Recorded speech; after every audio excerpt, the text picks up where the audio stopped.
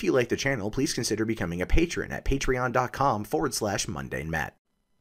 Hey, what's going on, everyone? My name is Matt Jarbo. This is the Mundane Matt channel, and I don't tend to generally talk a lot about YouTuber drama because I find it to be pretty annoying and not really worth my time, unless it pertains to social issues, social events, or legality or the business in general of YouTube. And over the course of the summer, there was an event called CoxCon2017, which is a convention put on by Jesse Cox, who named it after himself. Let's let that one sit in there for you. It's a celebration of all things internet. And it's pretty popular over there in the UK when people head over to attend, and that's perfectly fine and perfectly good. Well, during the Q&A this year, there was an incident involving a person in the audience who wanted to, well, have a little bit of fun, I guess you could say, at Jesse's expense, and went up to the mic and asked him, just point blank, can you answer this? Are traps gay? I know. Horribly offensive, transphobic garbage, says people on the internet. I personally don't care. I think it's a meme. It's a joke. This is the thing. It's a conference about celebrating the internet, so memes are clearly going to be a part of it. Jesse's response, well, we'll show that here in a second, but it was really nothing. It was not much of a response. It was kind of a deflection, if you will. But as a result of that, the man was hunted down and asked to leave the convention because he apparently had offended certain people. This was, well, one of the person involved was Total Biscuit, aka John Bain, who was really upset and was seething about it on Twitter to the point of where he lost a number of followers, including myself, because it's a joke. This is a guy who makes bad jokes all the time, and here he is getting upset at a meme being asked at a meme convention. That would be like, it's just ridiculous stuff. But anyway, all that aside, and also Jesse Cox blocked me because I gave him a lot of crap about it on Twitter too. I thought that was kind of funny. But Jesse himself responded today, finally, months later, right? This happened in July. It's now November, so we're talking nearly 4 months of silence out of Jesse, hoping that it would die down and go away, but apparently it hasn't, so now he wants to address it. So here's what he did. He posted on Twitter saying, "It's very early, but this has been on my mind for some time. I need to talk about it with you all. I'm done being silent. Hashtag CoxCon2017. And he posted a couple images here, clearly taken from a text file. So we're just going to go through it, see what Jesse himself has to say, to see if he actually, can see what went wrong, essentially. And I think he did. I do think he did. It says here, every year at CoxCon, I and my incredible staff strive to create an experience that fans of all walks of life will enjoy and come back to for years to come. It's not just a convention, it's a purposefully smaller sized gathering of friends and fans to celebrate the insane community we've created over the course of nearly a decade. And again, that's totally fine. Having that kind of environment for your fans that you've cultivated over the course of a decade makes a lot of sense. I mean, it's a little narcissistic to name it after yourself. I mean, if I got to be your size and I wanted to put on that kind of event, I don't think I'd call it JarboCon. I think that would just be awkward. Or MundaneCon. However, people might have interesting suggestions for that in the comments. Anyway, at the con this past July, an incident occurred that, despite my hope would blow over, has not. I figured if I said nothing, then the reason would rule out and people would conclude that the whole thing was stupid and blown way out of proportion by people who did not attend. It has put needless strain on my friends and the staff who run the con. So as the owner and founder, as a person whose name is on the convention, I owe it to them all to finally speak up. Dude, you owed it to them 4 months ago. You owed it to them months ago. This is why I want to make a video about this, because this is nonsense, Jesse. Okay, this is nonsense.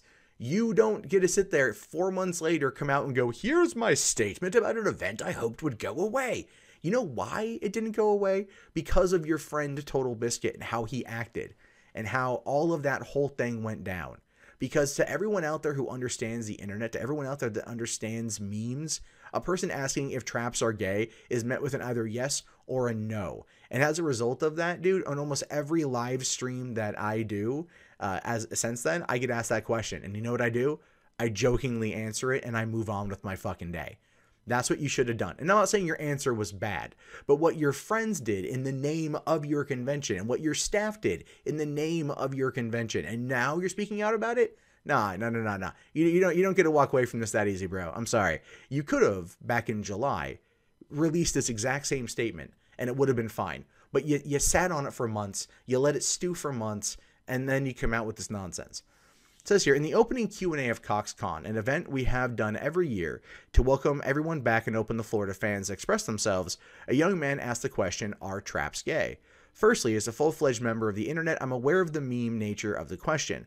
For those of you who don't know, a trap can be defined as a man who is dressing like a woman, appears to be very attractive, or a pre-op trans woman who is very attractive. Parentheses, I'm sure there are other possibly better definitions, and the trap part is finding this person attractive only to find out they have a penis. So the question is, in essence, is it gay finding a feminine person with a penis who hides their penis from you attractive?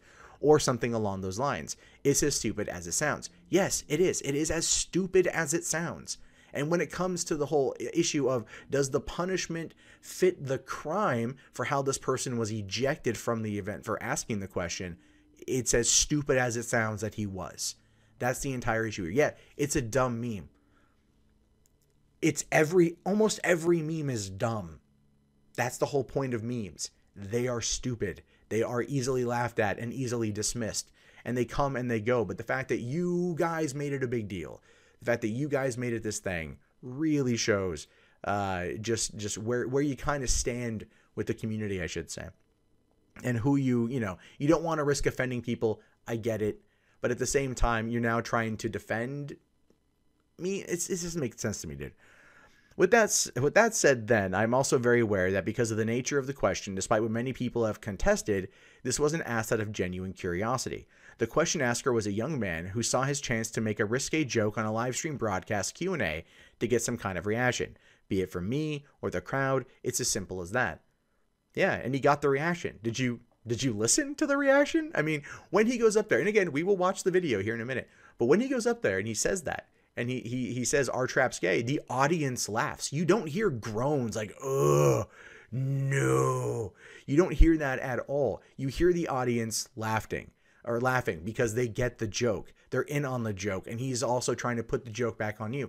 This is how camaraderie is built. This is how you connect with your fans. They toss a joke back at you. You toss a joke back at them. That's what this whole thing is for. If it's there to celebrate the internet, that's part of it. It's ridiculous to act like, oh, it was just a young man asking a risque question to get a rise out of me and my audience. No, he got a rise. He got what he wanted. And you gave him even an answer that works by giving him a non-answer. But it ultimately, still, the results, the response from Total Biscuit, the response from your staff made it worse. And that's why all of this is now falling on your shoulders. And he says, anyway, back to the event. When the question was asked, I genuinely did not hear. Please look at the video. It's out there to watch. I did not know what he said at all. In fact, I had problems with many questions from the back due to the mic audio. It happens to more than just him if you watch the entire Q&A. Anyway, despite not hearing him, what I did hear and see were people in the front rows literally mouthing, do not answer that, and cringing. So I tried to avoid the question with the stupid politician response and move things along. Again, I'm gonna have to maybe challenge you on that one. Because he says, are traps gay? And you wait, you pause a second, and you go, what? Right? Like, you understand the context of what's being said. You're asking, what? Not like you didn't hear him. You didn't go, what? Right? Or Little John, what? You didn't do nothing like that. You went like, what? Like you were, like, are you asking me the question? Like you're playing it up. And then if you saw people in the front cringing and saying, don't answer that, if they're in the front couple rows, meaning they're right where you are, then they can hear him. And I'm sure you can hear him. That's the bad audio is not really going to fly when you say that people in the first couple rows that were right there in front of you heard. I'm just saying it doesn't make a lot of sense. But you go on to say, I know at this point you're probably wondering, Jesse, you're apparently Mr. Internet. Why couldn't you make out what he was saying or figure out what was going on? Because contextually, the concept of the meme has never been a thing I've ever associated with on my channel, in my content, or in anything I've ever done. It's not something I can imagine bringing up in a Let's Play, so him randomly bringing it up at a Q&A is something I wouldn't have expected. You'll find after doing many Q&As as I've done, nearly every question relates to content or your life. Since this is neither something I consider part of my life or part of my content, I couldn't have fathomed that this was a question he asked. Again, you knew the context of the meme. Once you heard it, you knew all these things. You're really dancing around the issue here of like, you deflected the answer, which is fine. But that's also not really the point of this. The point of this is that your staff tracked him down and ejected him from said event because Total Biscuit, your friend who was there, was throwing a hissy fit on Twitter about it. And when continuously challenged over this thing, he got many sorts of butthurt over it in the subsequent days. And I think rightfully so. I think people were rightfully calling him out. It's like, you can't, you're sitting there and exercising internet culture, but you're also like, oh, it never pops up in any of my jokes. Dude, I know memes. They don't pop up in my jokes and my video content all the time, you know, but you know them. And so that's, again, part of the camaraderie of the internet. And you acting like you don't, you know about it, but you don't know about it. I don't buy that one bit. I don't buy that one damn bit.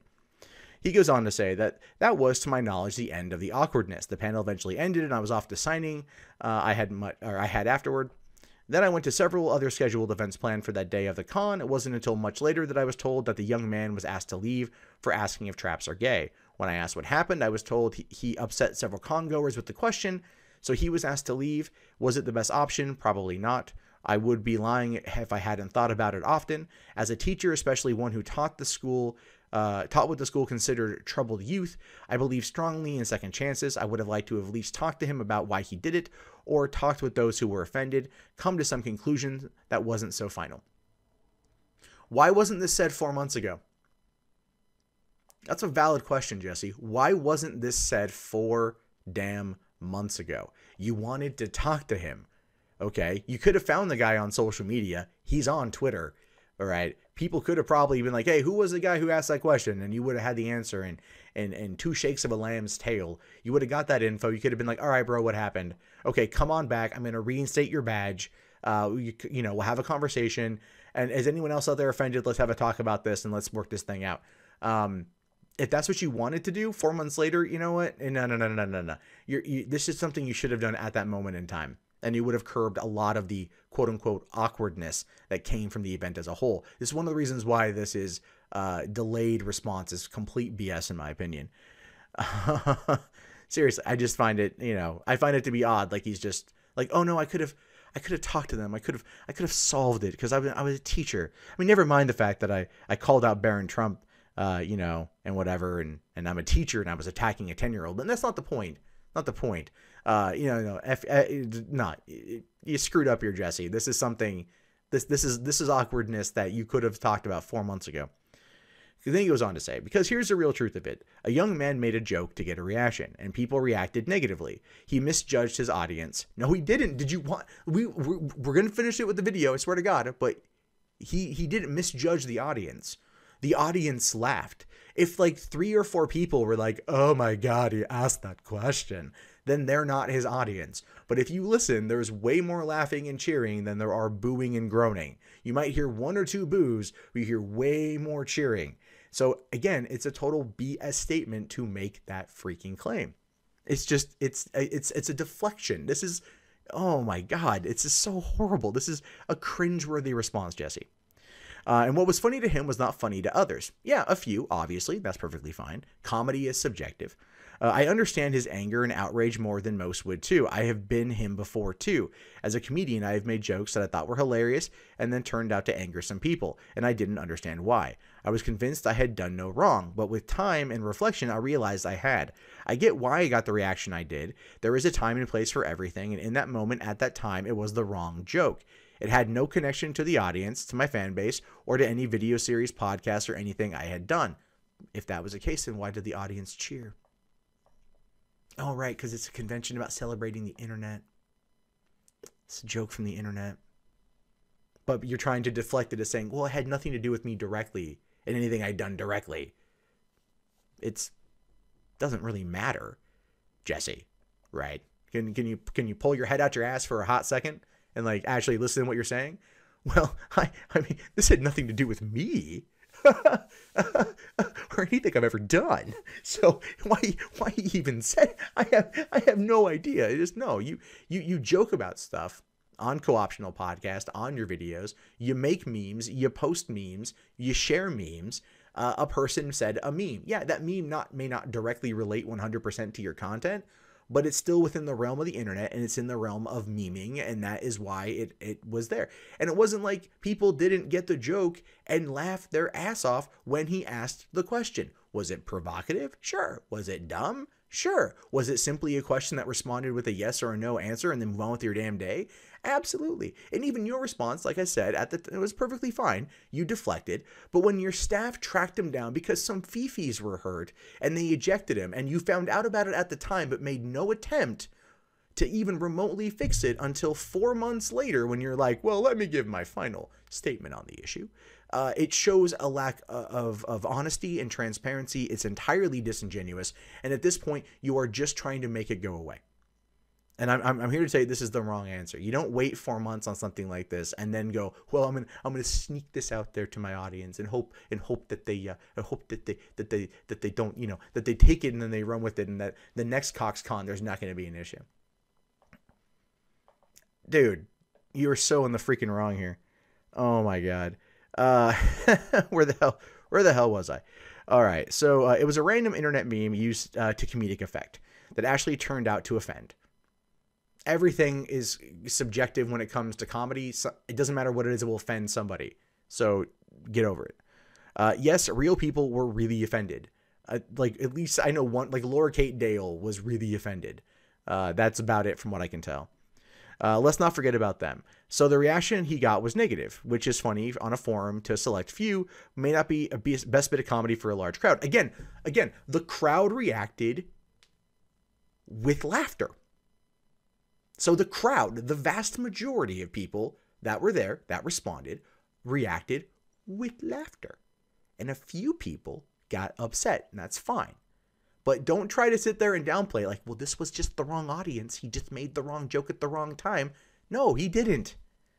He didn't do anything wrong. You're playing this up. Well, he was a young man looking for reaction. Like, no, I mean, maybe he was. Sure, fine.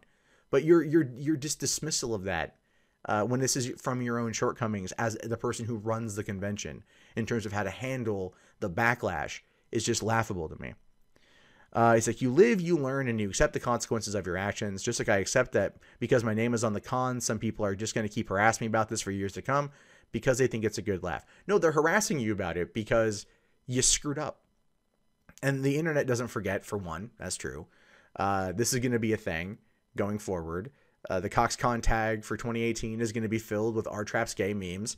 And this whole thing could have easily been avoided had you just basically, I don't know, been the person in charge and been like, all right, Total Biscuit, calm your tits. I'm going to go take care of this.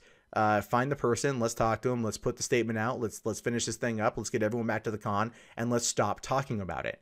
Because your friend, who's another big YouTuber, was there running his mouth on Twitter about this, getting a lot of people riled up, and got the person was calling for the person to be thrown out, was happy the person was thrown out. That's why this issue happened. That's why people were mad, why people were upset. That's how this whole thing kind of works. You could have actually sat there, been a boss, but instead, and I'm just going to say it, Jesse, this is your event. This is all for you. You might as well just walk around with freaking wire hangers all the time. That's the thing. It's just a narcissistic event with your name on it. So you don't want to be bothered with that till months to come. So you're not processing it. You're not processing it from a boss's perspective. You screwed up here. And instead of, finding the person, even 4 months later, finding the person and talking about it with the person. If you have, you don't mention it here. Right? So you wanted to talk to the person. Like I said before, you could easily just talk to them on social media and set up a call or set up a conversation through DMs or something and come to some kind of conclusion and actually be, a problem solver, instead of just waiting for months to release a BS statement on Twitter. Anyway, he finishes up here by saying, anyway, no matter what happened, I always stick by my team, the con staff, and its workers. They have incredibly hard jobs and run a con that every year is compared to some of the best for its management. They made a very hard judgment call that I wouldn't wish on anyone. I know they took no pleasure in it, but I understand that I support them completely and will continue to support them in 2018 and for all CoxCons to come. And fine, stand by your staff, but take the responsibility that this was your misstep. This was your misstep to not fix it once it happened. All right, once people were complaining to you about the issue as a whole, this was your job to come in and fix. And even now, you can sit there and still talk to the guy and still solve it, which would then mitigate a lot of the response that you're going to get for the next year's show. Personally, I will never attend a CoxCon. I have no desire to attend a CoxCon, because if you're going to sit there and celebrate the internet but also get mad at memes, then I don't want any part of that shit. Period. But as I keep talking about, let's take a look here at the actual clip. We'll watch the whole thing from start to finish, and you guys can listen to the audience reaction and go from there. Our trap's gay.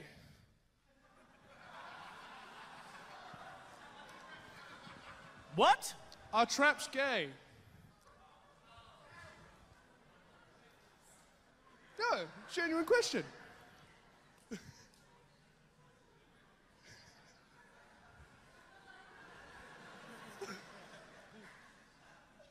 I'm so glad you asked that question. I want to let you know I'm going to do everything I can for you to make your job a better one, a happier one, a healthier one. I'm here for your families. I'm here for your health care. I'm here to be your president. Prime Minister. And that's how I avoid your question. Fair enough then. Now, he heard it well enough to be able to come up with an answer on the fly that was a joke to deflect from it. And at the end, he was saying, and that's how I avoid answering your question. So he knew that there was something, if he's, telling the truth on that one, that he didn't hear the context of the question, but gave a kind of deflective response. He knew that it was something, and then still failed to follow through with it in a proper manner down the road. This is one of the reasons why I'm mad at Jesse Cox over the situation. And you can get mad at me for it. I really don't care. I looked at the situation as a whole when it happened as being completely mismanaged. I'm reading this response right now, and it's just even more mismanaged. It's deflection, deflection, deflection in order to protect ego. He's trying to play the buck stops with me card, but the buck isn't stopping with him.